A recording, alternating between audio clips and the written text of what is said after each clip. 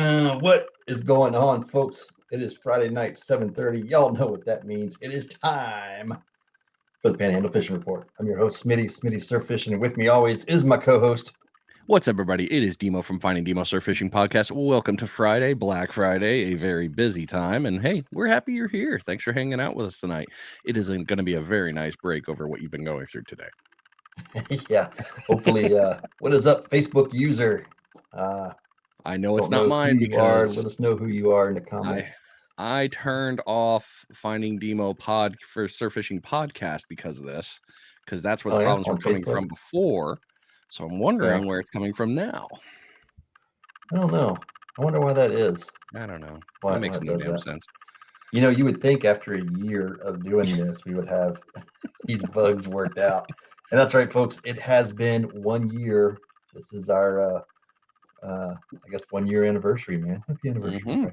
That's what you said. Birthday, anniversary, whatever you want to call it. Manny, what's up, man? How are you? Welcome to the show. What's up, Manny? Bruce. Hey, Bruce. What's happening, buddy?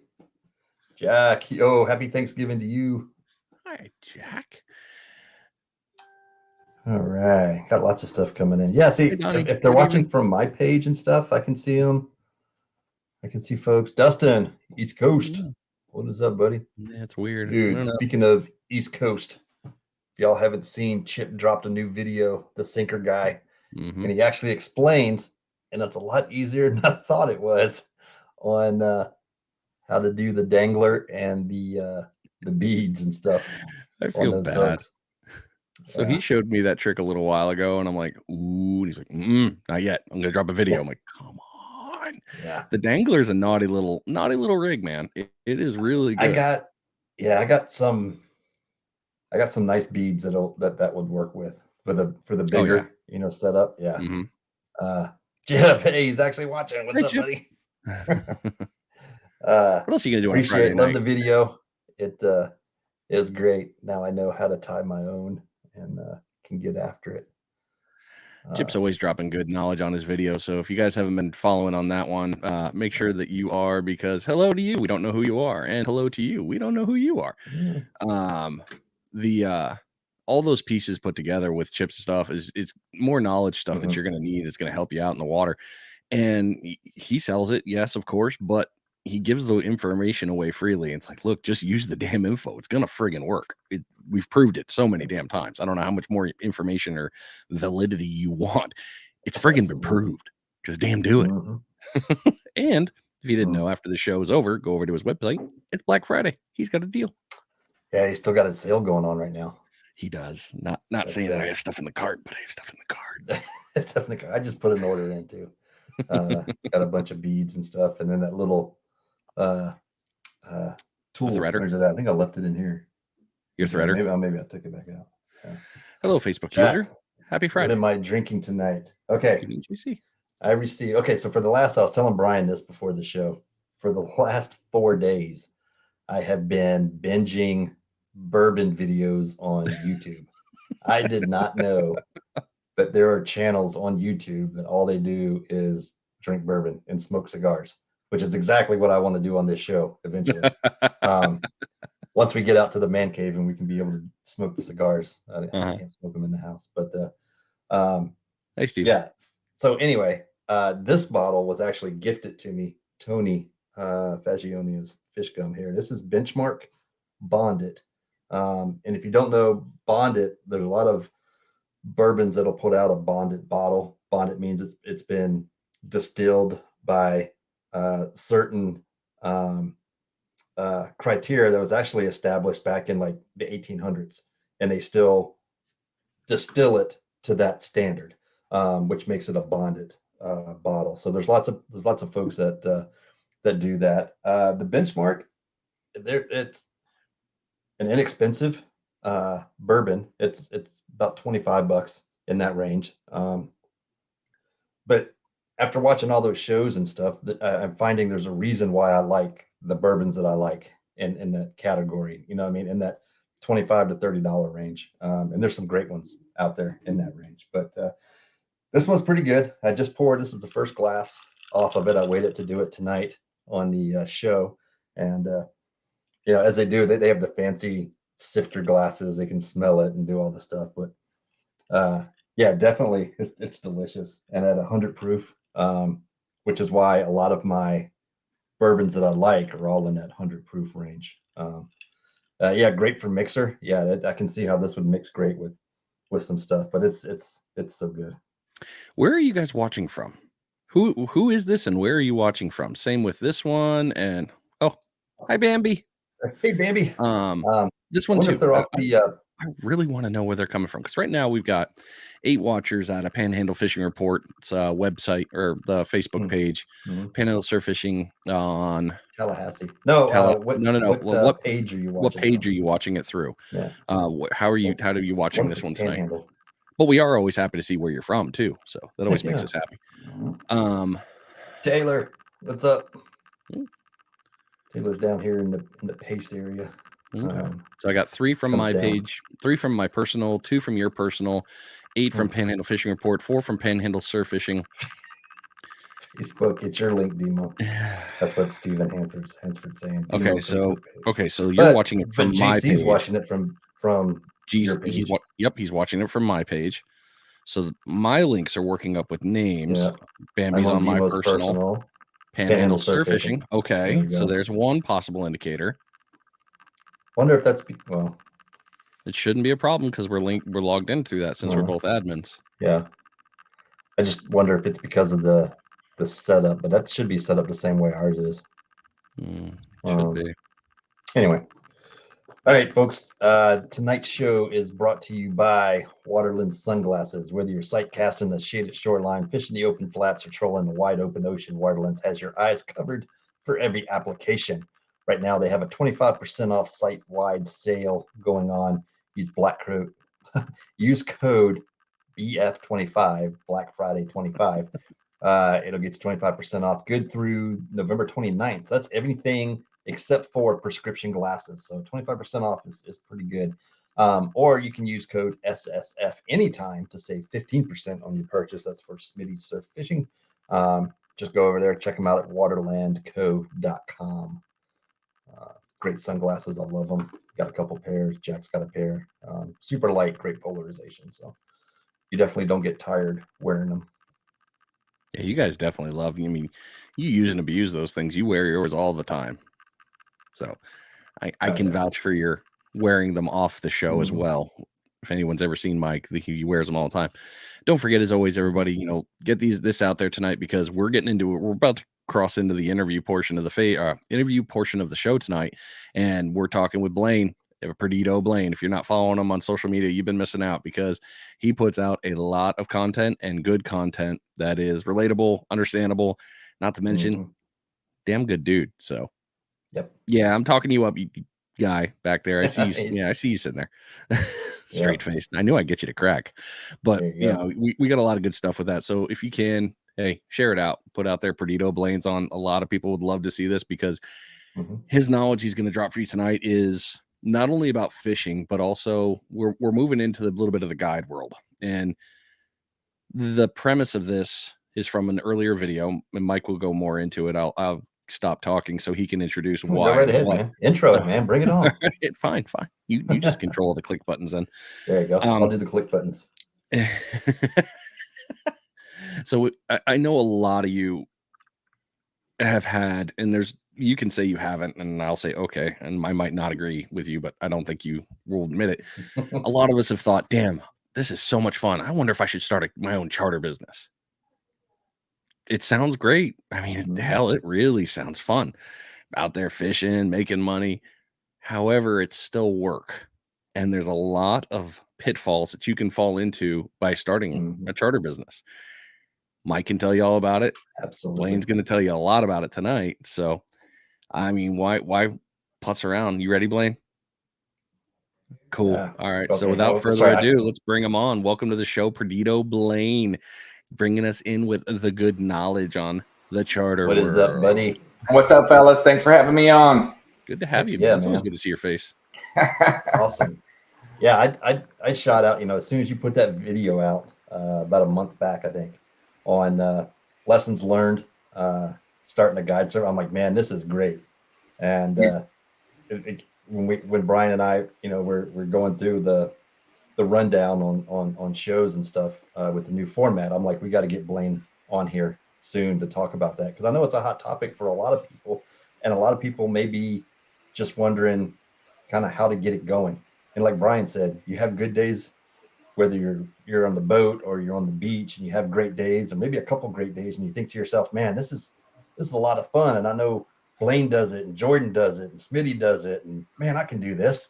And then you kind of dig into all the other stuff that goes along with it, and it's like Brian said, it's a lot of work, man. So why don't you, I guess, kind of start at the beginning and walk us through what you did and what got you to that point, and then kind of the lessons learned, kind of just like your video outlet. Yeah, and that's and you said it perfect, because that's what I did. So it's actually 2 years. I mean, I think to the day, I think maybe the 22nd, 2 years ago was the launch of Perdido Blane.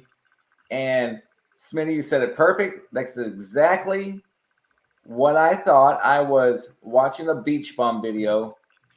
He was making the announcement that he was stop guiding, and I was like, I know how to catch fish. I know how to catch fish. Like, there's going to be a void here. I can take that void. And I mean, it wasn't like I put the business plan together. It took me all of about 12 minutes, and I presented it to the wife, and I was like, we need GoPros, and I need a website, and and basically that's how it started. And I did it. And I mean, we went forward with it. That first year, I was still working my career job, my 9 to 5, 40 hours a week. I worked from home. I had a lot of downtime. So that helped a lot. Just really learning the YouTube side of the business, because YouTube was my marketing plan. That was my marketing plan. I'm going to make videos. I'm going to promote the guides. I'm going to target Perdido Key. That's why the Perdido, I wanted like a really cool name, like the Pomp Slayer, Yeah. But right. like I had to think of like keywords, So that's where the Perdido Blane came in. I wanted to target Perdido. And really that first year, I did not run that many guides. I did not put that much effort into it. I would get calls, and sometimes I wouldn't even run them. I'm like, it's the weekend. I just got done working all week. I don't really feel like going to run a guide. Like, I wasn't that concerned with it. No business license, operating illegally, not paying taxes, all that stuff. And I've voiced that before, you know what I mean? And so it was a very just kind of startup, just like you said, Smitty. I know how to catch fish. I think I can do this. And so then my layoff happened about a year later, a little over a year. I got laid off from work, or furloughed from work. And that was the third round of furloughs I've seen the company go through, and I've never seen anybody come back. So I knew like that was it. And again, I'm like, I was scrambling, I was on Indeed like that afternoon trying to find other substance abuse jobs in the area. And again, the wife, who is just very supportive, always has been, was just like, why don't you just do Perdido Blane? But I was like, I can't just do Perdido Blane. Like, I'm not making any income with Perdido Blane. She's like, yeah, but you're not trying either, So it just happened to be season, like spring, So we went in. I went in with both feet. Now, when we went in, we got legal. And my first call was to you, Smitty. I called you, and I was like, hey man, listen, I am about to do this thing full-fledged. What do I need to do to not get in trouble, basically, Right. And you laid out the groundwork for me. And then Larry Grossman helped me out a lot too with certain sort of insurance that I needed, because I'm running the kayak fishing charters too. So I needed like a I needed like a double whammy insurance, and I'm running in Alabama. So that made me get, so it was a lot. So I basically had to get an LLC and then have a branch of that LLC for Alabama, and then the insurance covers everything. Gotcha. That was my question I was going to bring up, because you're right on the line to where you'll do Perdido, Pensacola, or Perdido, Orange Beach. You know what I mean? I'm in a sweet spot, man. Yeah, you are. And so to add to Alabama wasn't quite as expensive as the initial LLC, but I mean, I think it was like $150 off. Like it wasn't cheap. Yeah. So really, just to get all that going, man, it was $2,500 out the gate, just to say, okay, now I got a legitimate business. And then, just with and I'll continue with this. So now I don't have that income like I had, that steady paycheck. So I really started targeting companies of what I was using out there. Like I wanted to eliminate any overhead. I wanted to run a business without any overhead. And that's huge when you're starting up a service like that. Do what? I said that's huge. I mean, that's a huge investment. Your lures, hooks, line, all of that stuff. I mean, that's and the constant wear and tear of it. And rigs are $6 a piece, man. Now you can tie your own and all that, and obviously it's cheaper. But I was already working with a few guys just through Perdido, Blane, YouTube. But I started really targeting like gear and things. What am I using every trip? What can I cut cost on? And so I spent a lot of time on that and building relationships with those guys to be able to get to that point, and then just the fishing aspect of it. I didn't account for that. It's we can go out there and we can catch fish when the weather's cooperating, and when there's no summer just destroyed me, with the grass. But again, I had that advantage to bounce from basically Pensacola to Orange Beach, so I ran from it most summers, and I was able to still run guides because I could get away from it most of the time. Well, let's take a stop right there real quick. The other smart thing that you did with your setup is you also incorporated the kayak trips as well. So we all know that end of May, the June grass rolls in, the algae comes in here, and it pretty much locks the beach down from June. Well, this year it's gone all the way to November over here. But the good thing about you being able to do that is now you can transition. You can still take clients. You might not be able to take a family of 4 out, but you can take the onesie and twosies in that and be able to go and still put folks on fish and continue your business through that period. A lot of folks who come into the surf fishing guide business, you know what I mean, and don't understand that piece of it. Like, wait a minute, I want to do this full time, but now there's a couple months that I got to figure out, oh shit, what am I going to do now? Because the grass is here and you can't fish. And that was the birth of the surf fishing lessons also was over the summer. So I got a game plan to do like 3-day lessons. And again, because of like, it got unfishable, and with the kayaks, I do get a lot of hits. The first year, looking back at records, the first year it was about 50-50. It was neck and neck with kayak trips and surf fishing trips. But this past year, it was a bulk of it was surf fishing. I'll start running more kayak trips this time of year, so that keeps me going year round also. Because people get in the kayaks and chase trout back in the creeks in the winter, like the ones who are committed. February, I don't get nothing. Like the only one out there is me. Yeah. But the surf fishing lessons, that was the birth of that. I saw a need a want where these vacationers who are coming down here every year sometimes multiple times a year, to let me offer you, hey, instead of just running a guide and let's put some fish in the cooler, let me show you how to do this so you can continue to do it every time you come down. And I get a lot of hits from those lessons, man.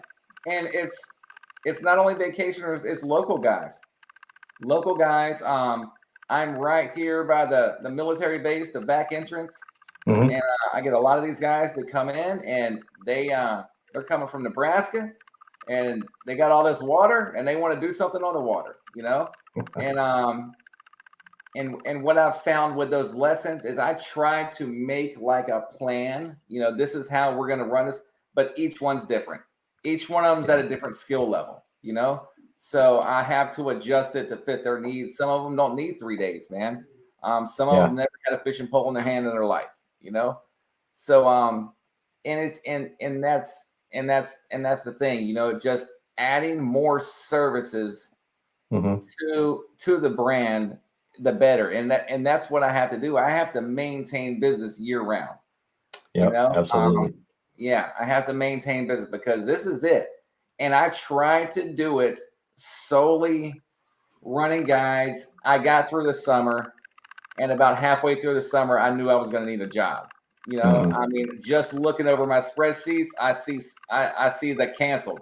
Yeah. You know, I keep up with all that. How many guys canceled and why did they cancel? You know, a lot of times it was weather. A lot of times it was they had something else going on while they were here on vacation. You know, so I think I had probably roughly about $2,000 once I added it up worth of canceled trips. Yeah. That you know that gets you. It's kind of like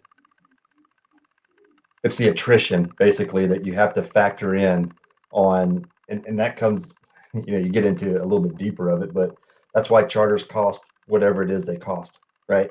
Because you're factoring in one to pay yourself, right? What is your time worth as you go into it?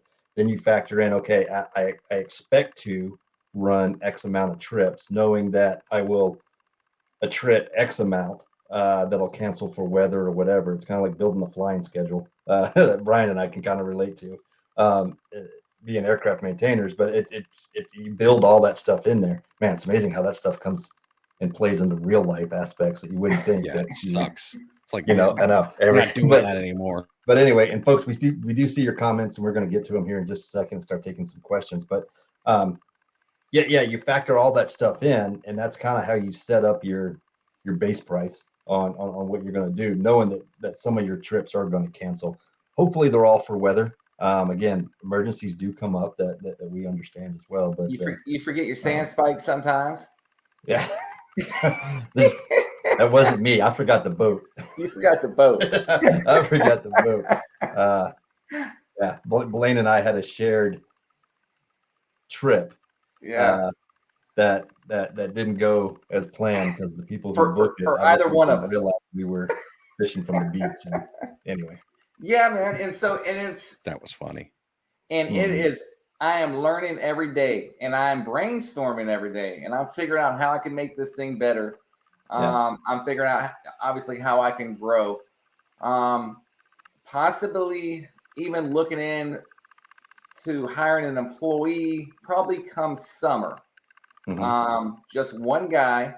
So I need to even figure out how to do that, you know, adding him to the insurance, him or her to the insurance and all the legalities of that even, you know, because I mean, yeah, I could just hire a guy and pay him under the table, you know, but then, you know, those things, they will catch up to you in the end. And Absolutely. Then you get a bad name and that's it. You know, we are building a brand off our name. You know, that's the scary part, you know? Yeah, absolutely. That's the scary part. So you have to be very careful with all that stuff, not to get that hit, you know, that bad review or that arrest or that ticket. Yeah, you get that blasted, and that'll kill your business, man. Absolutely. All right, let's jump into some of these comments. I'm going to go back, Brian, to the who all we had jump in. I mean, I'm all the way back. I'm at 7:45 here. I'm back at William Camacho's. That's where I was at. Camacho jumping in. How you doing, buddy? Jeff Bauer. What's going on? Bill, Captain Bill. Lipscomb, another. It's good. Whoever you are, yes, you should. Captain here. You should, because my first kayak trip was with Blane, and it helped me get my kayak set up and understand kayaking just a little bit more. There you go. Taylor got a good question. Can you get sponsors for your gear and YouTube channels?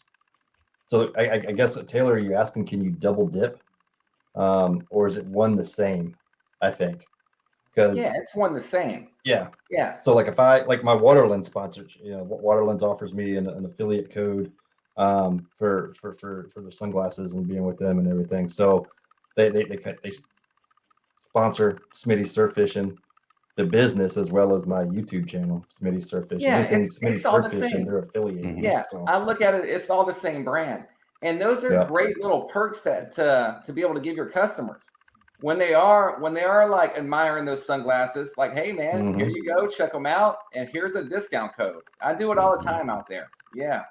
I like to try to get, and I think I have about 90% of the people I work with, I've gotten into Lost Key Outdoors. So then I can, whatever we're using out there and they like it, I can direct them right to that tackle shop. And it's like, hey, this is where you can get that. If they don't have it here, here's the website, So it's nice to keep it all tight niched. Chip and I talk about it all the time, the sinker guy, just absolutely. We need to keep this unity with all of us. And when one of us grows, the other one grows, and vice versa. And that's how I came into this thing from the beginning. Nice. This one up here was a good one. Stephen Connor, we are not tax professionals. However, you should seek tax advice for this question. That's a great question. I was about to click the same one. Can you do it? We are not tax professionals, but yeah, maybe you should look into that. When I ask my accountant, go ahead. You go ahead. Yeah, that's the thing about, I did one of those reels.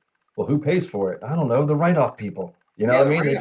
You just write it off. But you just write it off. Isn't what you guys think it is. I mean, it just helps you a little bit at the end of the year on taxes, maybe. But it's write-offs aren't necessarily write-offs. I had that conversation with my accountant. I finally have an accountant now since the RV business got a little bigger than I was expecting. And we started talking about the podcast and all the other ones and this show too. We were talking about it like, are you doing anything monetary? I'm like, we're not yet, but we'll talk to you. And she's like, okay, well, I can't give you tax advice, but I can give you financial advice. I was like, isn't that the same? Yeah, no, right. I just need you to scribble something on paper and say, don't do this. Just tell me what to do. But yeah, tax advice is important. If you have a tax question, definitely go see a tax professional, because taking it from us three who are sitting here around a computer enjoying the things we do at three completely different worlds. You don't want my advice right now. I mean, I don't have anything in my cup, but I may have had something before the show. But you probably are going to want real advice. Real advice. Go find yourself a CPA. Joe Davis, how's the grass in the sound side when it's heavy in the Gulf? That depends on where you're at, and the currents, and a lot of things that normally. And I found I can always find a place to fish in the kayak.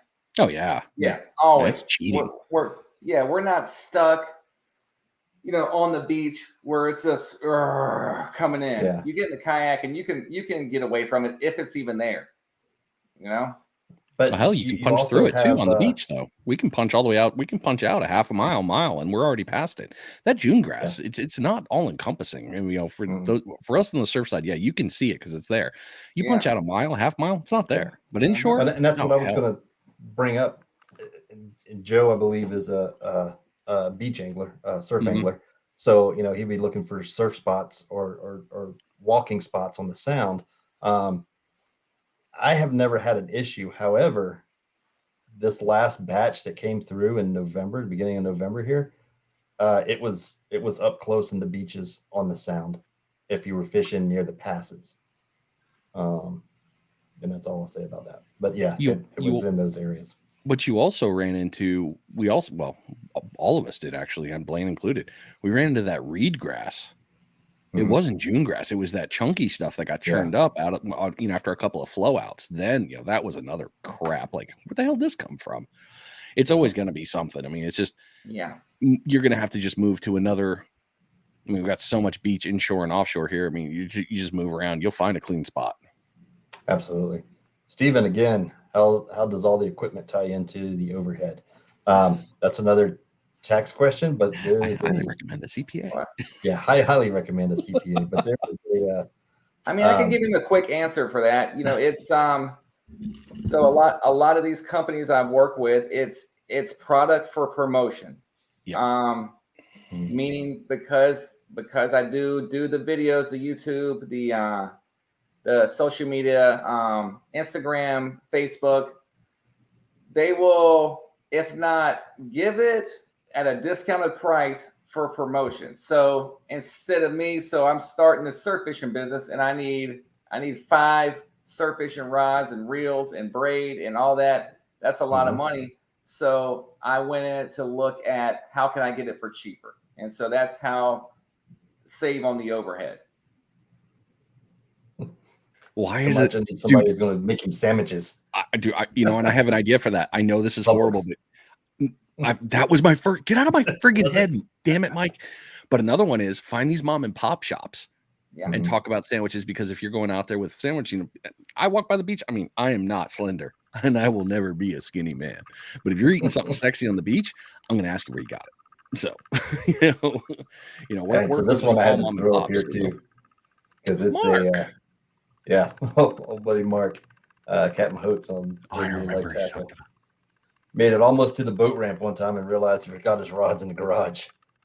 That's those are pretty important. I mean, I'm gonna be a minute late. Sorry about that. Yeah. Weird happenstance. Don't know what happened. Yeah. Here's the best advice I think JC People's putting out there right now. It's all about marketing yourself, and that's how you get the sponsors. Absolutely. It's all about you. You're basically branding and marketing you. So, and I think in the beginning of the podcast here, you made a great point that it didn't start taking off until you got serious about it. Until you made it the priority, it was just part-time. It was a hobby. You know what I mean? Yeah, absolutely. And things change in any business. That it's as soon as you start making it a priority, it's going to start taking off. Frisky's getting mad. Frisky's mad. You better look at your phone. It's my text, Blane. Damn it, James, we're busy. I got we do this all the time, James. Off, bro. And not to mention too, when Blake texts Mike and I both during the show, and it's funny too, because he knows when we look at it, because we both get the same thing. We both look to the same direction because our phones are off to the same side. So it's an instantly like an eye look. It's like, what's Blane talking about? So, Frisky, get it, Frisky. Oh, I got it. Blane, I want to steal something here, just a little bit of your thunder, if you don't mind, but you're going to want to comment too on this. I think one of the biggest failures that people start thinking about with sponsorships is they're too scared of no. They are too scared to walk up to somebody and say, hey, I'd like a sponsorship. With that, they don't know what sponsorship they want or need. So they're going in there thinking in their mind, hey, look, I want money. Okay. Why? What's in it for me? What's in it for you? Those two pieces before you start getting for sponsorships. One, you got to know what sponsorship entails for you, what you think they might be willing to offer, and then tailor it down. But then you got to go in there and figure out who the decision maker is, because if it's a tackle shop, I can't just walk in and talk to, oh my God, I can't believe I don't remember his name. Over at Lost Key. Oh, older guy. Awesome dude. Clint. No, Clint's the guy I need to talk to, because Clint's the owner. Oh, Steve.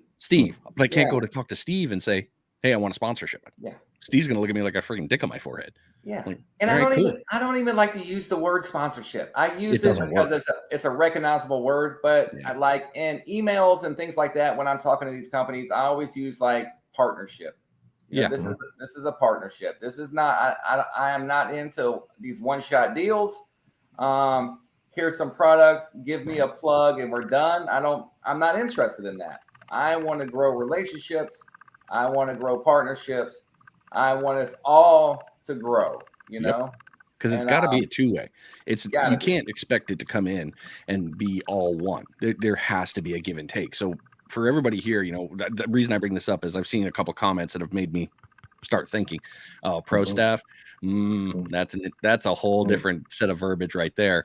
But if you're going to try to get sponsors, advertisers, partners, anything involved with your business, you need to be, one, not scared of no, to know who the decision maker is, and before you even start that, know what you want. You can't just expect them to roll out the red carpet for you. It ain't going to happen. And every deal is different. Oh, right? Yeah, so I've learned that. Like, I can't ask, hey, Smitty, you're working with so-and-so. What are they giving you? It doesn't, I don't even need to ask that question, because every deal is different. And so in all that vocabulary is interchangeable. Pro staff, partnership, sponsor, it's all the same thing. It's product for promotion, or it's money for promotion, depending on what level you're at. But yeah, it's all the same thing. But I like to, for me personally, I like to look at it as like, hey, we're partners in business here. What do you want to do? Yeah. Let's talk about this. Let's talk about what you want from me. Let's talk about what I want from you. You gotta have specifics. Yeah, you got to really be able to quantify what it is you're discussing with them. You know what I mean? Like Brian said, and you just said too, you got to have in your mind already what it is you're looking for. Are you looking for an affiliation? Or are you looking for all out sponsorship, freebies? Are you looking for promotional deal? Like what is it in your mind, because you use X product that you're going to, what are you both going to benefit from? Basically. And you have to sell it that way. And Frank, there's a lot of folks in here. Frank brought up a good question. And this, Frank, I'm not attacking you by any way, because what you bring right here is one of the ultimate, I've thought about this and I've had this conversation. It's the building the brand together is what sticks out in my head when it comes to sponsorships, because you're trying both to grow, whether it's whatever your platform is, whatever, it's a together thing. And if it's a perfect relationship, both sides will share the information out to grow. I mean, hell, you guys know how this is. I mean, you guys are watching this on social media, and take social media for the negative, sure. But the positive spin of that too is it's how we all can mass communicate in 5 seconds. We can all get that. And then it's an ongoing forever, because I'm still seeing Blane's posts from 3 days ago. I mean, if I haven't gone through my Facebook feed, boom, I'm getting that.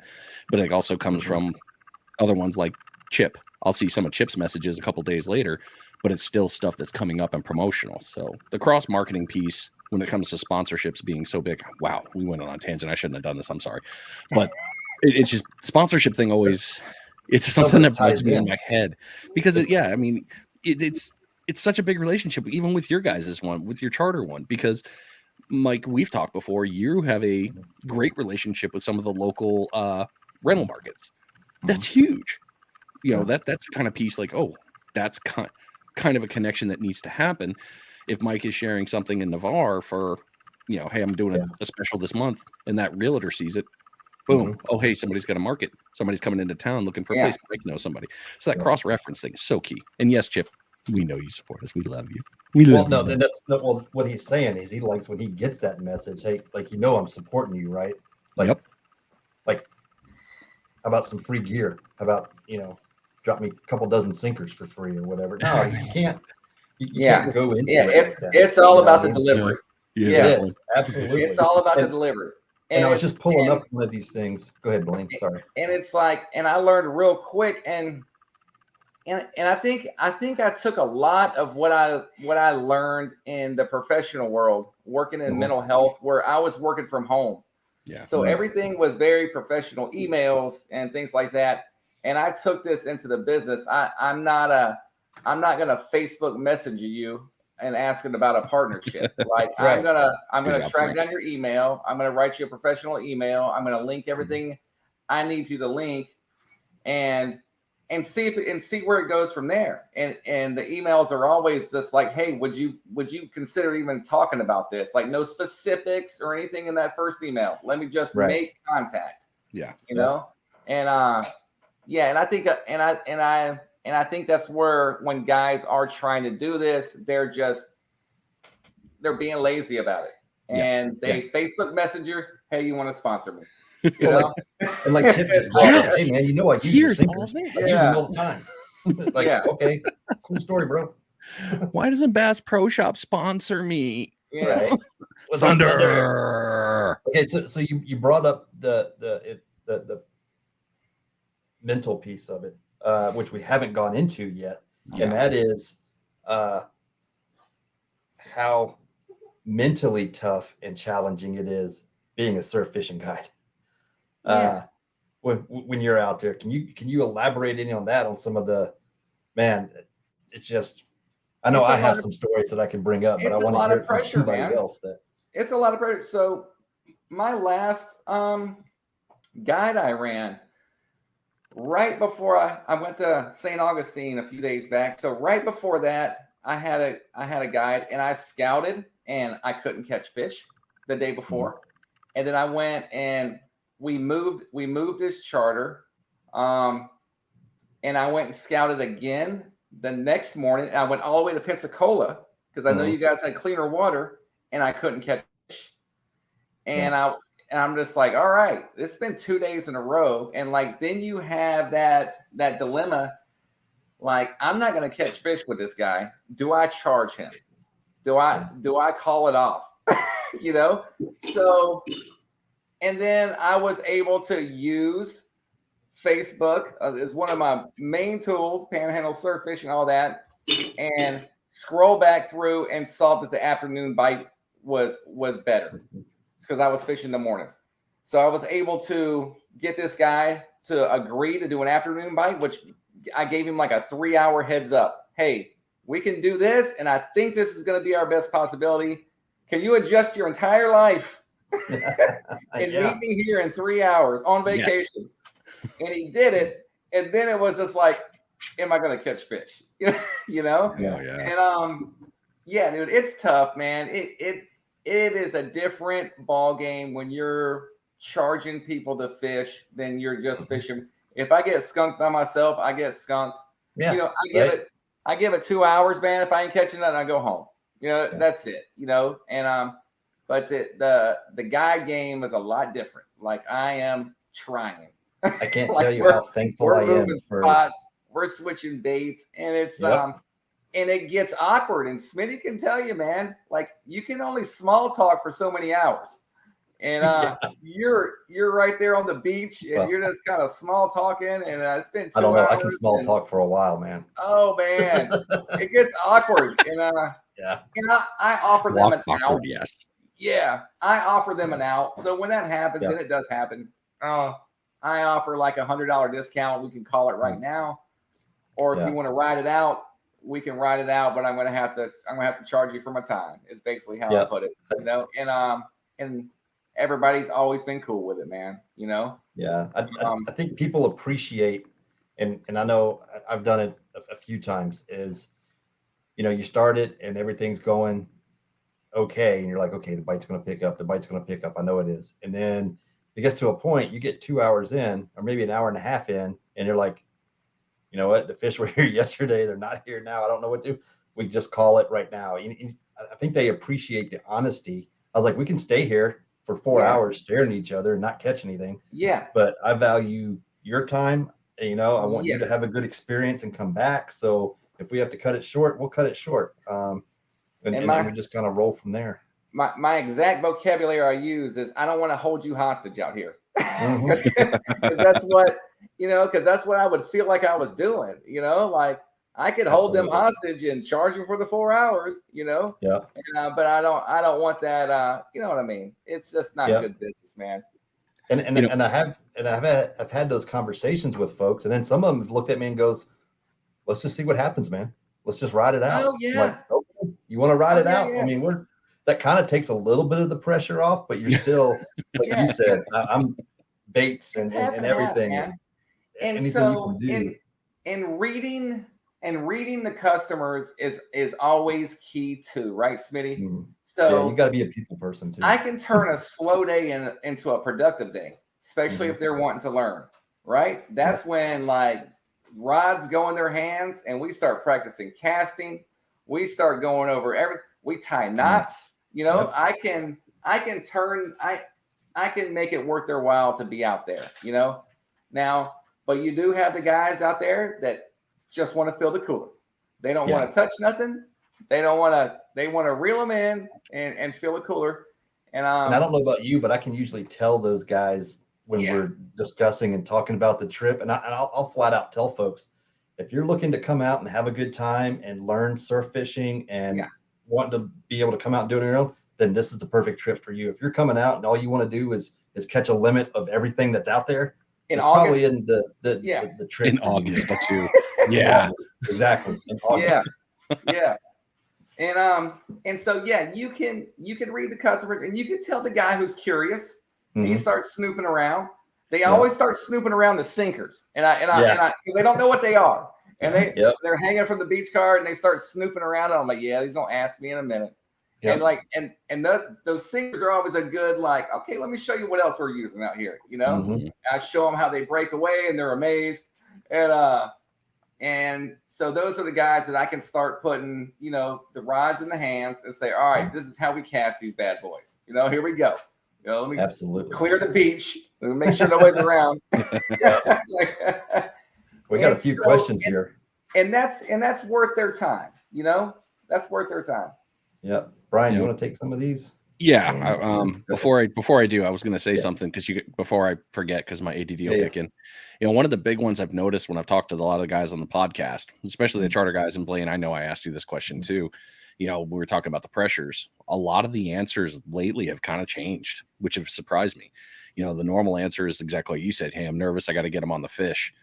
As it's progressed, it's still a fourth thought. Like in almost every charter captain's head I've talked to, like, I want to catch the fish. And then it turns into the same one of, I can't make the fish bite. I know I'm good at my job. I know what I'm doing. However, if the fish don't want everything I'm throwing at it, knowing full well that I know the fish are here, I can't do anything about it. And I'm just going to try to keep a good, positive mental attitude. So for you guys, you're beasts that you guys can do that left and right. And that is, you know, I think a lot of people lose sight of that of, why didn't we catch fish? Can't make them eat. I can try, but I can't make them eat. Control a lot of things, but making them bite is not one of them. Yeah. All right. Michael's got one. Yeah. Blane, have you done a runt rod charter yet? No, man. I wondered how you were going to answer that. Oh, man. Like one more thing to add to the beach cart. Yeah, I got enough stuff on the beach cart. You do a lot on the cart. You really do. Blane, from Frank. I love you, Frank. What has been your best experience as a guide? I don't know. I would have to really think about that. I mean, there's obviously stuff that sticks out. You know what? I can probably tell you. It was a kayak trip. It was a dad and his son who was a Boy Scout, and he needed to catch a fish for a merit badge. And I mean, it could have been a croaker.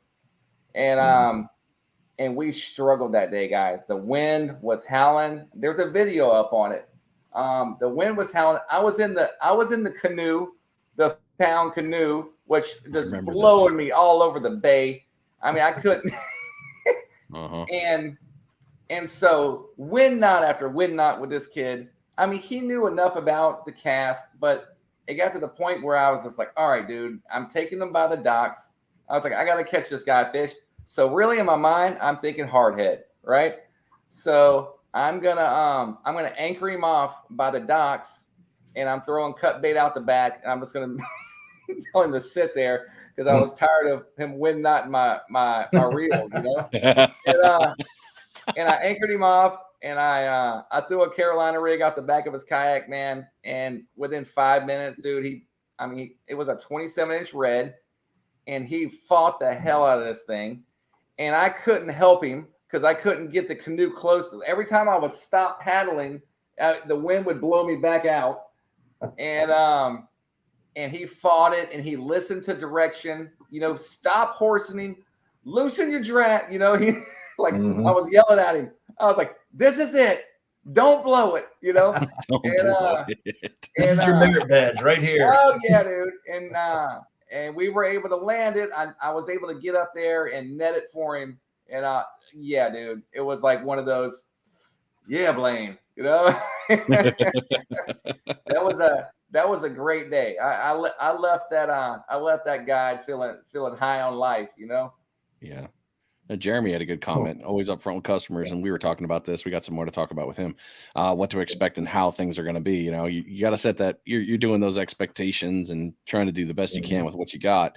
Oh, okay. I see, Robert. I see you asked that question 3 different ways. We'll do that one, and then I'll move up to Connor's. Okay. What platform do you feel is the most beneficial for promoting said sponsors? I think that's personal to what they want too. You got to have the 50-50. I would say whatever platform you have the biggest following on. True. Would you know what I mean? So if you have a bigger following, I mean, promote them on all. But I mean, if you were going to say, hey, I'm going to start, I don't know how to answer that because I'm going to use every platform there is. But absolutely. the one I have the most following on, so that would be for me, that would be Facebook. I'm going to promote a lot more on that. Mm-hmm. Yeah.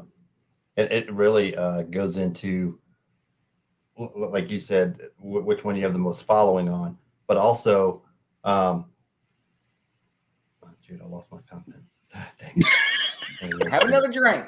And your age just showed. Yeah, I know, right? I walked into the kitchen. I can't believe I did that. I had this thing. The hell did I come in here for? Really? It'll come back to you. It'll come back to you. Stephen Connor asks, what has been your best day on a charter, kayak or land? Yeah, let's talk about that one. The redfish. I think I agree with that one. Yep. Yeah. All right. So this one kind of, I've been eyeing this one and I like this. So as a customer in the past, I get that we might not catch fish in a particular spot, but my guide had an alternate plan. That's cool. Is that the mentality of all guides have? If we didn't catch fish on the Gulf side, we're moving to the Sound side and a fun-filled day catching croakers. Ultimately, it's about catching fish and it doesn't matter what type. Nice close on that one, Joe. All right, Blane, what you got? Yeah, and that's definitely an option I give them. We can move to the Sound side because a lot of times I'm fishing Johnson, so it's real quick. We don't even got to get in the vehicle. We can walk it right back over. You know, so yeah, those are options too. You know, we can go fish the Sound side. We're probably not going to catch pompano over there. You know, because that's 90% what everyone's looking for. But we have chance for reds out there. We have chance for trout. I've caught mini trout, speckled trout on fish bites, and that's not a plug. That's true. And I learned they would hit it when I would do those camping trips on St. George Island. I would throw fish bites out on a little set rig and the speckled trout. Every year I catch them. So obviously you still have your surf gear, you know, if you're transitioning from the Gulf to the Sound. So I got a lot of fish bites. I got pompano rigs. I throw them out there. Yeah, and we will catch fish on them. You know, it might not be exactly what they had signed up for, but yeah, that gentleman was right. Yeah, if we can just get on some fish, we can get on some fish. Absolutely, and that's why you need a runt rod with you. I'm telling you, because runt rod. I'll tell you what, you can tear the whiting up. I'll break it, man. Yeah. Blane hates those damn rods. Yeah. It's like a lot of work. Yeah. It can be a lot of work. Steve wanted to know what color and flavor for the trout. Sorry. I'm going to mute myself. I think pink shrimp is what I was using on St. George Island, and I've caught them here on pink shrimp. Pink shrimp's like, so when I'm setting up in the mornings or whenever I'm running a chart or even personal, that's what goes on first. Sand flea and pink shrimp, and those lines go out, and then I get 2 lines out while I'm figuring out my other rods. Sand fleas, fresh dead shrimp, but those always go out first. Yep. What are your time slots? 2 or 4 hour for a beach charter? Up to 4 hours. Yeah, up to 4 hours. A lot of times we can get it done in 3. I'll stretch it to 4 when it's slow, or if it's that nothing in the beginning, a lot of times the afternoon slots are like that. It's slow in the beginning and then it picks up towards the end. So those are stretching to 4 hours most of the time. The morning bite, I can usually knock it out in 3 hours, where everybody's satisfied, because we get that sun up bite and then it slows down, I just remembered what I was going to say. Oh, I was like, nonverbal communication has been read. What you got? When it comes to those sponsorships and things, a lot of folks are going to, a lot of those companies are going to ask you all the platforms you're on, and either all the platforms or all the platforms in total followers and in total reach that you have. That's what kind of is going to determine maybe what they want you promoting on and where they want to focus their energy. Almost every application now is set up like that. They want to know what so now some don't care. They just want to know that you have it and it's out there. But a lot of them want to know what it is, followers, all that stuff that's on there. And how often are you posting? Yes. Yeah, right. Exactly. That's a big one.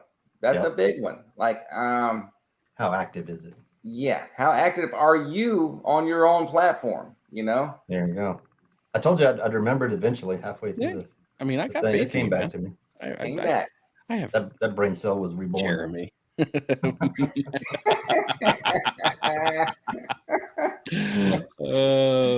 like it.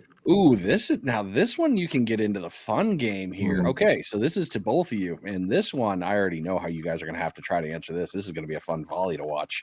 What is a reasonable price per hour? Land and boat. Blane and Smitty. Good luck, gentlemen. What's the question? What are we charging an hour? Yeah, basically, what is your time worth an hour? That's the answer. That's the answer. What is your time worth an hour? Yeah. So I've had people reach out to me about like going out on boats and things like that. I had a gentleman just this past weekend or last weekend, I think, reach out to me about going out on a boat.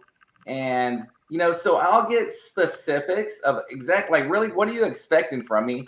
Do I need to bring gear? Do you have your own gear? Things like that. And I have done trips like that before.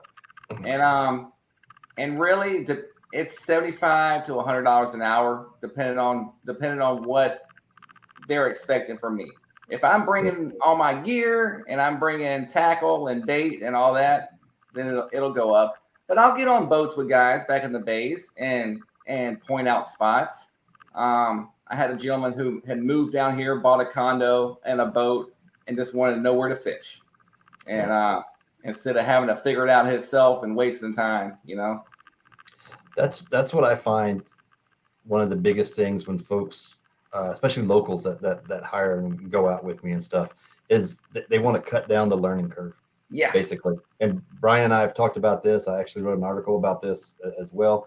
The reason you hire a guide is to cut down your learning curve, whether if it's offshore and you want to know rigs and baits for different species, whether it's to surf for the same thing, you know what I mean? It's all to, especially if you're a visual, hands-on learner, you want to be out there doing it and seeing it, and it sinks in, and you cut down that time tremendously. And I think in the long run, it saves you money. Significant money. It's a chunk of money up front, but I didn't do it, and I blew through some lures, and like everything's shiny on the shelf. I needed to buy it, Yeah. And Stephen, it's on my Facebook, not Facebook, but my website, smittysurffishing.com, and it's in the blog. It's an older blog that's in there, but I'll put it out there. Blane, but yeah, as far as price point, you're right, Blane. 75 to 100 to 125 an hour, because you need minus your gear, cost, bait, all the stuff that you bring out there with it that comes down, and what's left is yours. Yeah, if you just want me to show up and jump on the boat, and the price will go down. But if I'm like I said, but if I'm bringing gear and all that, then it's gonna go up. Yeah, because that price per hour is not just income; it's It's all encompassing. That's the other thing too. I think a lot of people think, because they see the number, and it's not just the number for my time. It's also the number for, I have to get your bait. I'm also out there scouting. I'm getting your gear. And it's a number for our knowledge, and it's a number for our years years of putting our toes in the sand, man. You know, absolutely. Yeah, to your point too, Mike. I mean, I'm going to go out and go tuna fishing here soon in my kayak. I could go out blind. Hell, I could go probably stalk a couple friends of ours that are a part of this group. That I could, I know what their kayaks look like. I know what their cars look like. But I'm also knowing that, why chase them and mess with their day? They got videos to do. I'm just going to hire a charter and I'm going to go out and learn, because learning is the key. Once you learn it once, you're good. Go out and continue to master your craft. So, and we've talked about some wheels for that. What's that? I just bought some kayak wheels for that. I saw that. I'm ready. I went and robbed the old man of all his jigging rods and big reels for the boat. Did you? Oh, they're in the house. I'm ready. I remember that conversation. Mark, you're absolutely right on that one. You hope customers come in and looking on how to fish, not just to use your spots.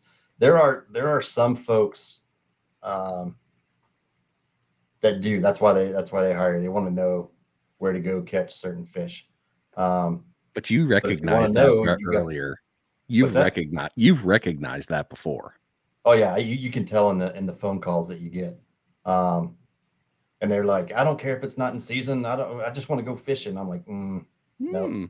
But if you want to pay me that much money to go find out where to catch them, then come on, let's go. But we're not going to do that. But most people, I would say, the majority of folks do want to come out and educate. Yeah, definitely. Definitely. Well, Blane, man, we've been going on this for like an hour now. We got the rest of the show to get to. This has been fun, though. I got to get Thunder a bath. One more. Go ahead. Uno más. Por favor. What you got? Blane, with all the fun and excitement, you've been running the charter business successfully now. You've been through it. You've been to the highs and the lows. What has been the number one when you think back? Holy crap, thank God I learned from that. That's a good question. I think his video froze. No, it didn't. I'm thinking. He's blinking. He could have got out of it by doing that, though. I don't know. I'm glad. Okay, here's a good one. All right. Here's a good one, which could have got me in trouble, and I had no idea about it. So I was running a lot of charters on Johnson, National Seashore. Yep. All right. It doesn't matter if you have LLC, your insurance, blah, blah, blah. You still have to have permission from the National Seashore to make money on their land. And I did not know that. And guys, I was out there flying the flag, like I was advertising. Passing out flyers. I'm like, here's passing out flyers in the parking lot. Yeah. And Larry Grossman saved me with that. Larry Grossman taught me about that. And it was simple, man. It was $100 application fee. They want to make sure you got insurance. They want to make sure you're legal. And that was it. Yep. But I did that for like a year, man. For like a year. And that was a good lesson learned. And I'm glad I did not get in trouble for that. They could have banned me from the parks, man. And what was I going to do then? That's a huge one. Yeah, but once you get it for that, like, so when I filled it out, I filled it out for Pickens also, because that's really the only two places I would run. I would run guides, but so you're good. You know what I mean? And it's nothing annually or anything like that. It's like $100 application fee, approval, and you're rolling. Yep. So knowing areas you can fish for on your own. Like I said, I didn't dig into it. I did exactly what Smitty said at the beginning. I know how to catch fish. I'm gonna run guys. There you go. That was it. Yep, that was it. Thanks, brother. That was a good one. Okay. Yeah, this is a pretty good one though too. I think we take Jeff's question. Oh, sorry, we both clicked it. What's been your worst experience?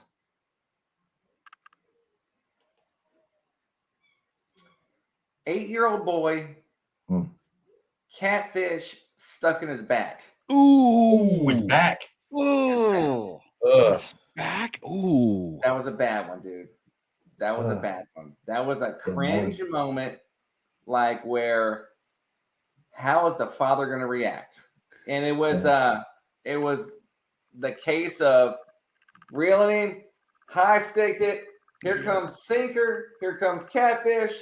Swings past him and sticks in his bareback. Like, and the dad had to like get it. And I saw one good tug and skin came and everything. And he went back in.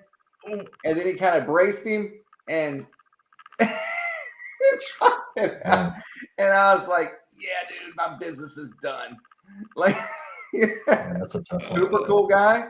You know, it's just like, you know, I mean, he was very like, things like this happen, and they continue to fish. But that was probably the worst thing that's happened to me out there, man. That's a fair for a worst. Yeah, it was bad, dude.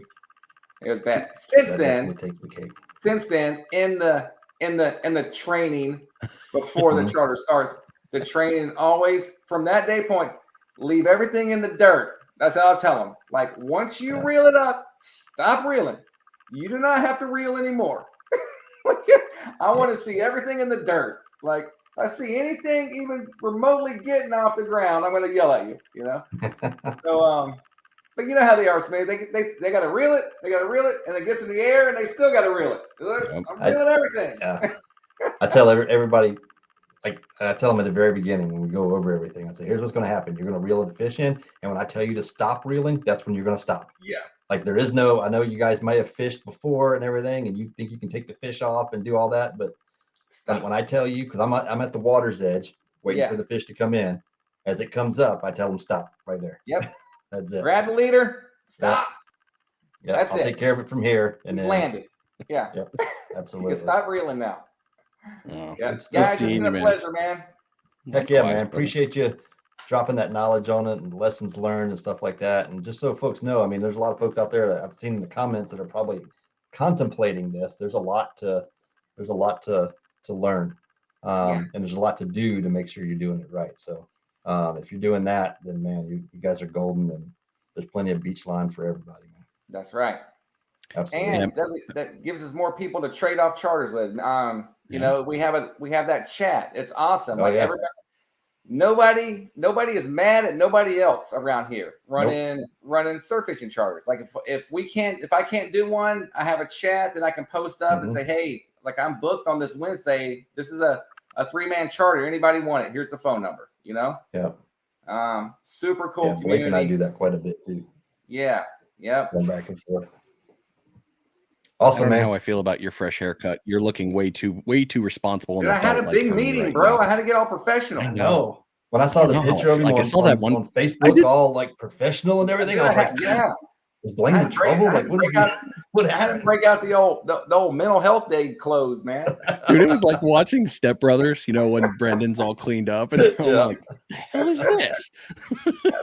You're looking good, man. You're looking good. Yeah, I couldn't just show up in there with a performance shirt on and my hat, bro. Come on. Yeah, absolutely. If you don't tell them to stop, they're gonna reel the fish right on through the guides. Oh yeah, dude. Absolutely. Oh yeah. You're replacing all of them. Everything's in the dirt. In the dirt. Awesome. All right, brother. We'll let you get out of here. We'll finish this one up. We'll see you. I'll see y'all soon. Later, bro. Later, man. Awesome. Yes, Jeff. Every Friday night at 7:30, you'll catch us on here, 7:30 Central Time. We are on here. There will be 2 weeks coming up soon where we won't be on, but we'll discuss that later. Oh, yeah, we'll be on, but they won't be live. It won't be live. So we'll explain more about that later. We got some stuff going on. Awesome. Yeah. Well, bring up the show now. All right, where am I here? All right, he's looking like a new man. Yeah. He is. It's very refreshing, refreshing. Absolutely. All right. Well, you know what? I didn't do a question this week. That's last week's question. Yeah, we're already so far into the show. We're probably better to give everybody the information to get going here. Absolutely. Did you fish at all this week? Who is that? Whoever you were. Probably. Who was it? Andy? Is it Andy? Oh, country. Does the race? Yeah. Yep. All right. No. If it's you, Andy, just say yes, and I'll message you. But I'm pretty sure. Nope, I did not get to go fishing. I had planned on it on several days, and then a couple different pieces, aka wind. Wind was the weather didn't. Yeah, all the stuff that we reported last week unfortunately came true. And for me, that was enough to be like, yeah, no, I'm not going to go out there. And I had enough other projects going on around here that, I earned my time. So, did you get out? Yeah, I hit the beach one day. What day was it? The day after, Monday. Monday, I hit the beach. It didn't do so well, which is kind of disappointing for where we were at. But anyway, Monday, I was going to go. We were going to go inshore fishing Thursday night. Wednesday afternoon. Jack and I were going to go put the boat over, put it in at Woodlawn. We're going to run out. Bay was like glass. We were going to run, and my what I thought happened was my old pump took a dump on the boat motor. So we brought it back up, brought it home. Remember when we went out and we had the reservoir overflowed, right? Well, the reservoir's bad. The float inside the reservoir is bad. So I just disconnected the sensors, and we're going to go tomorrow. It's pumping fine. It's working fine. The tank's staying full. Damn it, I'm catching red snapper tomorrow. That's a bad idea. You didn't just make it partial mission capable at all. PMC, it's good enough. It's an PMC, L code. She's good, man. L code, fly it. Thing. Yeah. If any of you are in aviation, you know what we're talking about. You know what we're talking about. It's not down. She's good. Yeah, it'll be okay. We'll change it when it gets back. Oh, I hate get one more out of her. Yeah, is it going to be the last one? Oh, just once around the pattern. Should be all right. All right. So let's see here. Actually, you did put a question of the week on here. We'll have to move it to the next week. Last week's, isn't it? We did that last week. Yeah, you did. That's right. All right. Yeah. All right. So let's move into the fishing report. This fishing report is being brought to you by Rogue Reels Fishing. Use code ROGUE15 to save 15% on your order. Rogue Reels makes quality hand-tied fishing leaders like the Smitty rig, a 20-foot, 500-pound class deployment for shark leader, the Demo HD double drop rig. You can go check them out at roguereelsfishing.com. That's reels with a Z. Lots of good stuff on there. And hey, always cool to have.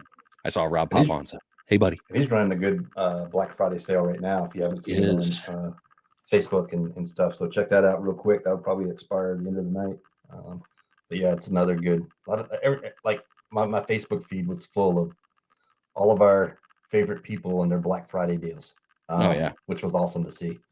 Rob and everybody. So offshore, we're going this week. Again, repeat of last week. Story is wind.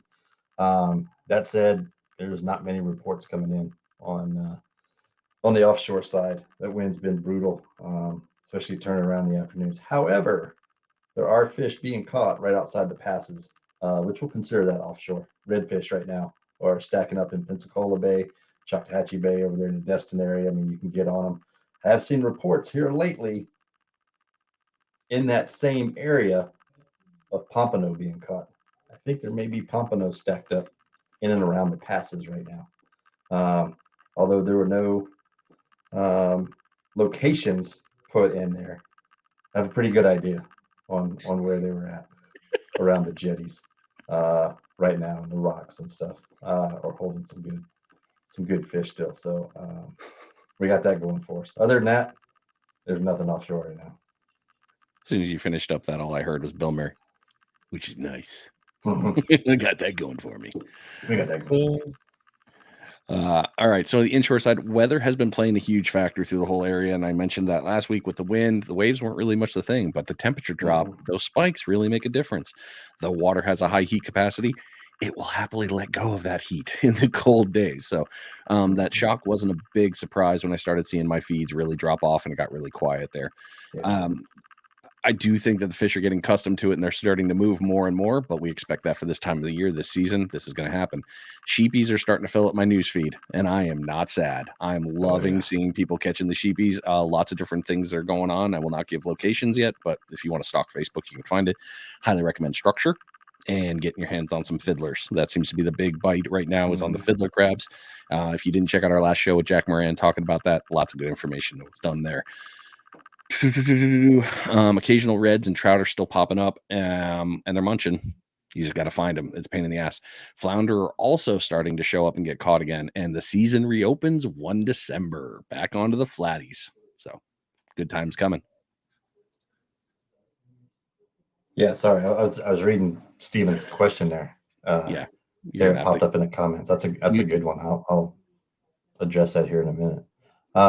Surf, yeah, limits of pompano are being caught still on the beach. Pensacola is holding some nice fish. Haven't seen too many in the Okaloosa area.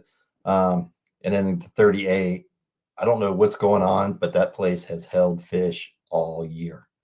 Because limits Blake's being there. Caught. Well, yeah, Blake's there, and Blake's catching, and Matt, and then those guys out there. But there's a lot of other folks that are catching fish consistently out there in that area. That's just holding fish right now. And what I kind of think of it is like Navarre was 2 years ago. 2 years ago, Navarre fall fishing was, man, we were on fire over here. Yeah. And it's been tough this year. Anyway, but with that, there's also slot size, which I haven't seen around here in a while. Black drum being caught from the beach. Our buddy Justin Reed Fishing got out Sunday, limited pompano, limit of black drum as well. Amazing. And then again, the same day, Blake limit on pompano as well over in the 30A area again. So lots of folks are catching pompano right now. There's another one, I think it's in my scroll, of some nice fish that were caught in Pensacola area as well. But that's pretty cool to see those smaller black drum. I was always jealous of the guys over on the East Coast catching them. Yeah. But now it's for us to see them over here. It's just amazing. I mean, Justin catching them over there in Portofino, it was like, come on, man. Yeah. Justin's been good this year. The mangrove from the beach, the blacks now. I mean, the dude's a hell of an angler. If you haven't followed him, go over there, Justin Reed Fishing, YouTube, and give him a like and check him out. The piers have still been producing, but it's been a little funky with the wind. Bobos are still going, and this is both Navarre, Okaloosa area. These are all the ones I've seen and a couple others throughout. But Bobo, flounder, whiting, reds, pomps, kings, no problem. The strange catch wasn't just to our great friend Frank. Octopus have been getting caught by other people, and good size, eating size octopus. So if you like octopus, good time to get out there. Squid jigs are still producing on squid too, apparently. So they're there. Tuna reports are way down. They're still here, but I think the weather has pushed them a little bit into a different game. And not to mention, I mean, reports are down because when you've got 20-mile-an-hour north winds that kind of mess things up, or east winds, they really screws it up the fishing. So the piers are still always going to produce. Like we've said before, take your time out there, get to know people. If you want to get out to the octagon, don't just go out there, learn, communicate, have fun. Absolutely. Let's jump into weather since you brought it up. The weather's been crazy. Here we go. This week, bring down the banner. Sorry. There we go. Yeah, I think I'm on hourly. Am I on hourly? Listen to that, because I was checking tomorrow morning, because I'm going tomorrow morning. 10 o'clock. Okay. So the winds, afternoon. It looks like Monday is going to be great. Sunny, west-southwest at 4. Of course, snapper season closes Sunday night when we got 14-mile-an-hour winds blowing from the east and the west, which will make it kind of sporty. Offshore, again, you've heard me say you don't have to go offshore to get the red snapper. There are spots. Just got to get out there and find them in the bays. Tuesday, we got some showers, southwest winds at 15. Again, another bad week of wind as we go through. Some scattered thunderstorms later on in the week. But, yeah, overall, not looking too bad. There's going to be some fishable days. But that the east and west winds is what bothers us from the beach. A good north wind would be fine. South wind, southeast at 15 may be a little much, because you're going to have gusts of probably 25 along with that. There we go. There's my words. I muted myself so I didn't have to hear myself breathing, since my microphone has become extremely sensitive. Yeah, absolutely, right. Chip. He's on a different level right now.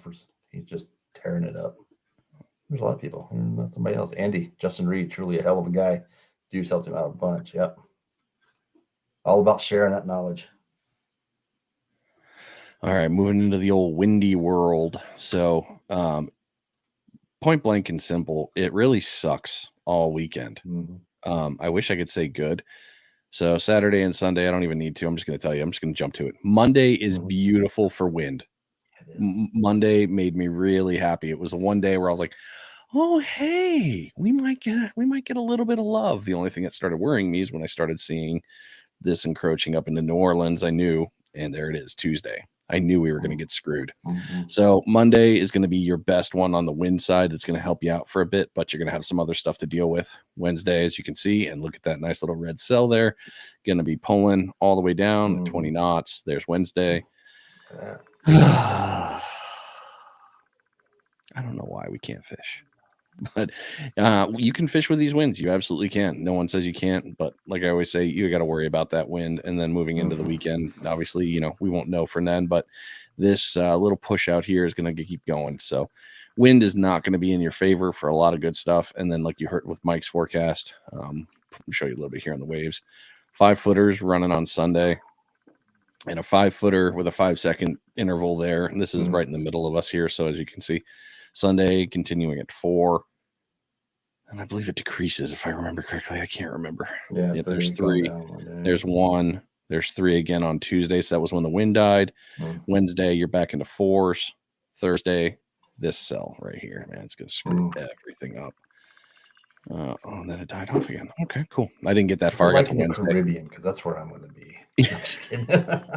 And actually, no, but for reals, that's where. No, but for real though, you really are going to be. Real. So, good stuff. All right, so let's get into the other one here. The Panhandle Scroll is being brought to you by GI Jigs. Use code PFR for a 10% off discount.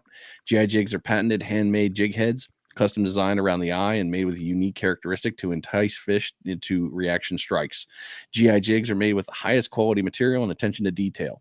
GI Jigs are individually powdered, painted, and meticulously cured to have one of the toughest finishes on the market. Also, something about UV. Go back and watch the episode. You'll understand. So head on over to GI Jigs and get your order in real quick on using code PFR and save yourself some dollars. Absolutely. Those things are amazing. I just can't wait to use them. Let's see. I should have had this ready. Present. Cool tab. Let's see what we got on here. Boom. Here we go. So we'll start down here. Big uglies are being caught up and down the beach. This is James Wilson here. Pensacola Fishing Fanatics over there. But that's a nice black drum from the shore. I mean, I like the fight of them initially, and then they just kind of die off. You get a couple big runs, and then it's just like reeling in dead weight on those big ones. Watch their tails whip. It's fun to see that big ripple. Like, I'm gonna get away. No, I'm not. Just let me go, man. Hurry up. So this is somebody had a bad day leaving Bayou Tahar. They found their Garmin. So I don't know how many folks, when you're if your electronics aren't mounted into your dash, like mine aren't on my boat, sometimes I'll remove them when I drive down the road. This poor guy maybe removed it and set it on his truck or his boat and forgot to grab it, or fell off a kayak. But that's a bad day for somebody. It's Black Friday needed right there. That's all good. Yeah, that's a bad day. Half Hitch Navarre stocking up. They got bull minnows and fiddler crabs. Where was that at? Boom, there we go. Did it open it? No. So fiddlers for their sheep heads, those bull minnows. Flounder season opens back up Saturday. The first of December. Thursday. 1 December. So yeah, something like that. Someday next week, you gotta take them bull minnows, go get you some flounder. Use them bull minnows for some other things too. Which you can catch from shore. Perdido, that's where it was, Pensacola. But some nice, I mean, look at that stud pompano right there. A couple of nice whiting. Like I said, the pompano are out there. You just got to get out there and get some good days to find them. And our old buddy Jordan G2 putting the clients on some nice whiting there. Little pompano there, but look at that nice size whiting right there. Good stuff. Jordan's always finding the fish here lately. Well, finds them all the time, but he's definitely been on them lately. So Andy says, so you're saying tomorrow is going to be a crap day for surf fishing, huh, Demo? I mean, Yeah, I hate to say it like that. I mean, again, guys, I only go with windy. Windy is the most accurate to me in the 24-hour, 48-hour. I do think it's going to suck.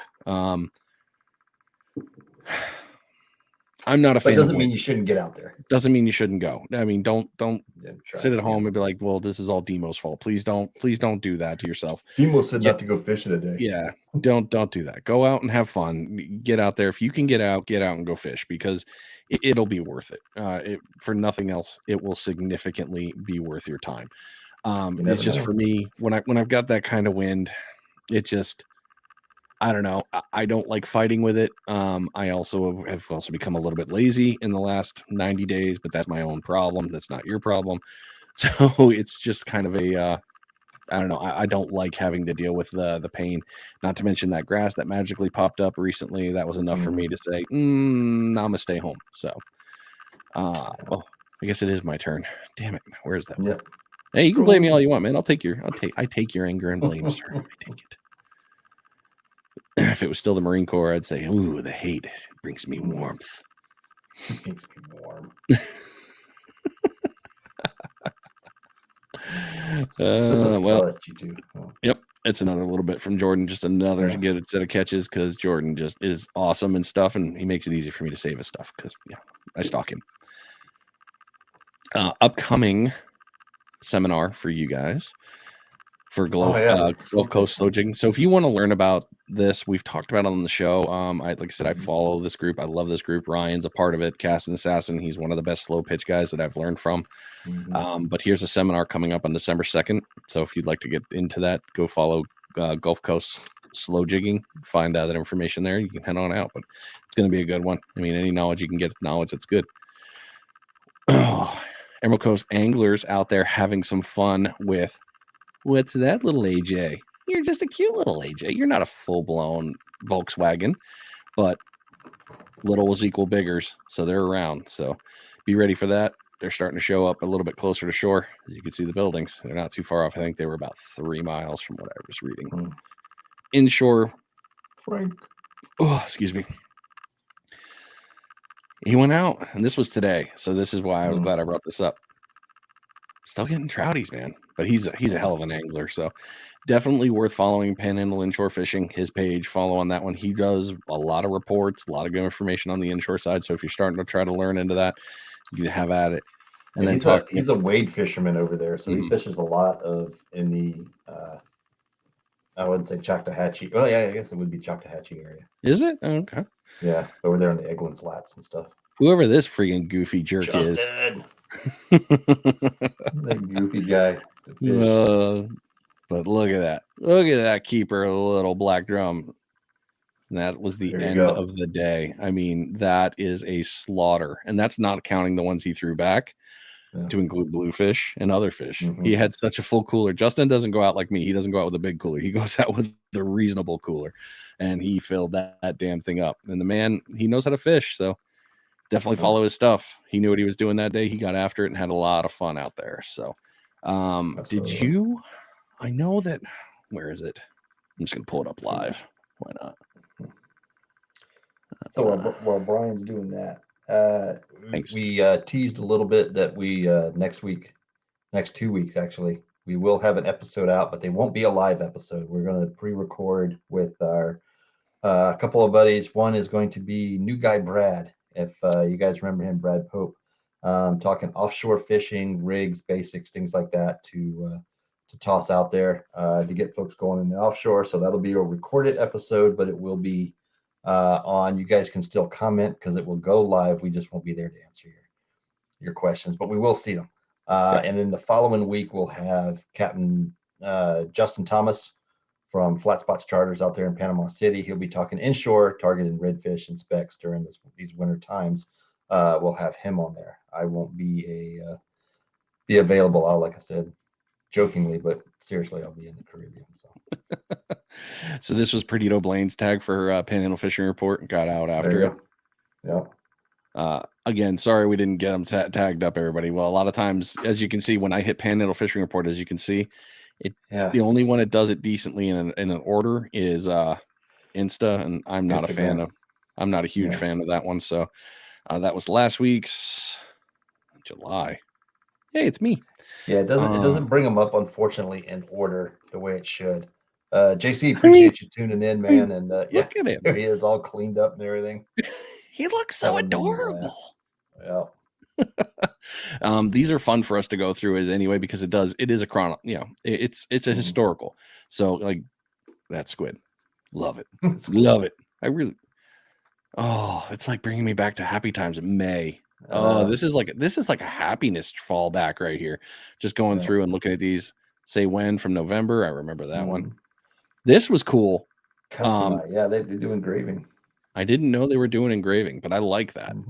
I got a couple more on order here pretty soon. And I think that was we'll stop me just breathing into the whole thing here. Bill getting after it. Yeah. Lots of cool stuff that goes with this that we talk about on the show. And this person needs to start posting food again. I need to send her a message. She's been posting about her haircut and stuff. Just messing with you, Cheyenne. But, good stuff out there. All right, let's get out of here. Awesome. Yeah, it's been a late night. I closed the show notes. So like I said, next 2 weeks will be pre-recorded. We'll be back on the 16th, I think it is. With right now we're scheduled to have Dylan Weir on with us. To talk all sorts of fishing, wintertime fishing, shark fishing, offshore fishing, a little bit of everything. He does it all, and we'll be talking about all of that with him when we have him on the 16th. That'll be the next live show we have back on. I appreciate everybody sticking around, hanging out with us tonight. Some great info to everyone. Chip, appreciate you, buddy, sticking around, watching. All you guys, until next week. There's the thing. It's coming. No fade out. Straight cut. No fade out. Here we go. We'll see you guys later.